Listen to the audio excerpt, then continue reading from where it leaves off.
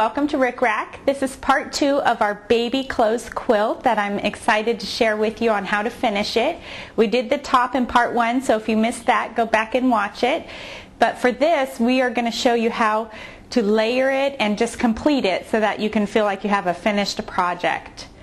After you do the top layer, I'm going to have you square it up to be perfectly 32.5 inches wide by 43.5 inches tall. So square up those edges.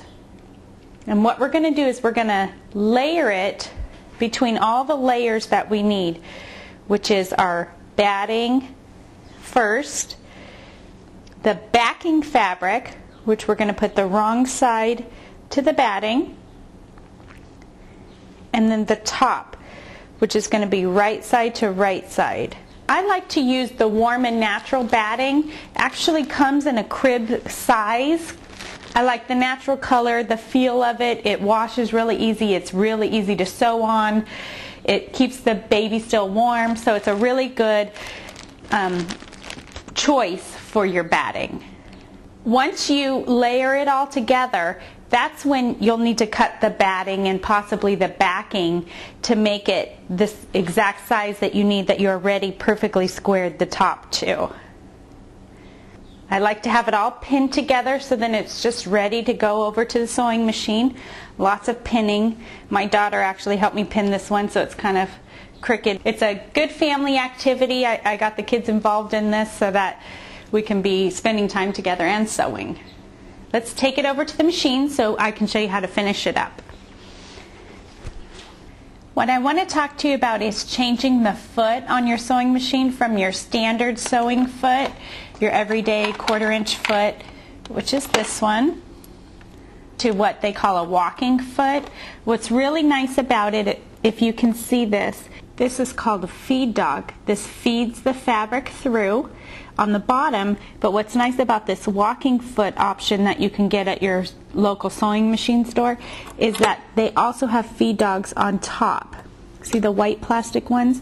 So that helps feed the fabric through from the top. So when you have multiple layers like this with the backing, the batting, and the top, it's going to feed it all through at the same time. Another project you could use with this is maybe making bibs or placemats if you're going to put a batting in the middle. Anything that you think, oh, I'm going to have multiple layers, this foot is for. So it's definitely worth going out to get. It's a nice, just kind of upgrade your machine right there in the foot.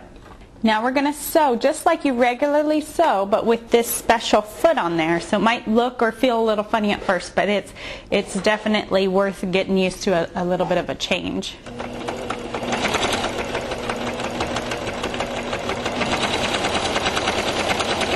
See how it's feeding it right there? I'll go a little slower.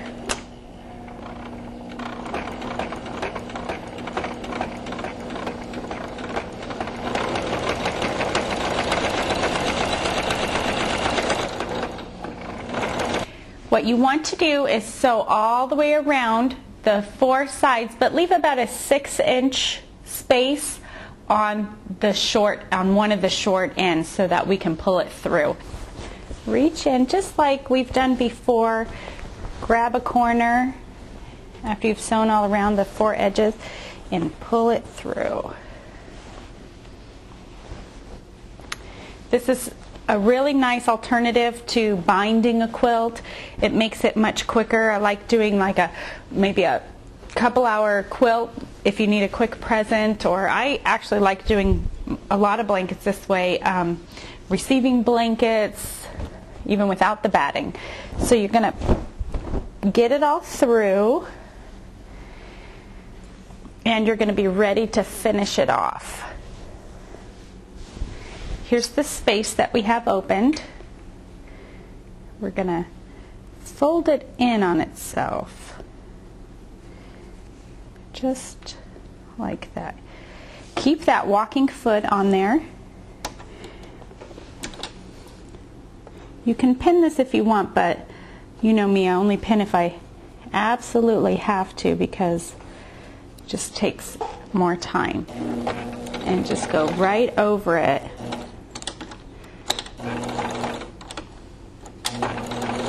Same stitching, just the straight stitch with the walking foot. And be sure to get all the layers. It's kind of fun to use a contrasting thread. And what I'm going to do is actually go around the whole quilt with this stitch so that it really finishes off the edge. It actually is the quilting of this quilt. So you don't have to bind it in any other way. You don't have to tie it. You don't have to do anything else unless you want to. But this will be finished. It could be washed. You know, I like to use my quilts, especially something like this, for the babies to use to snuggle with at night, to maybe use when they're sick, and I'm for sure going to need to wash it. So I like to use them to make them to use them.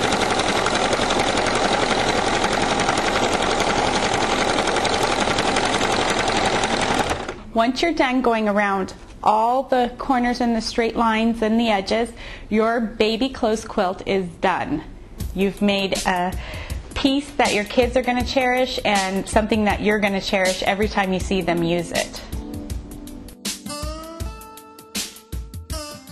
I hope you've enjoyed the making of our baby clothes quilt as much as I've enjoyed putting it together. It's something I've been wanting to do for a long time, and it really didn't take very long at all if you've got all the right tools and equipment and the backing and all of that you need. This quilt can be a really quick project. Thank you for watching Rick Rack. I'm Pattye Duffner.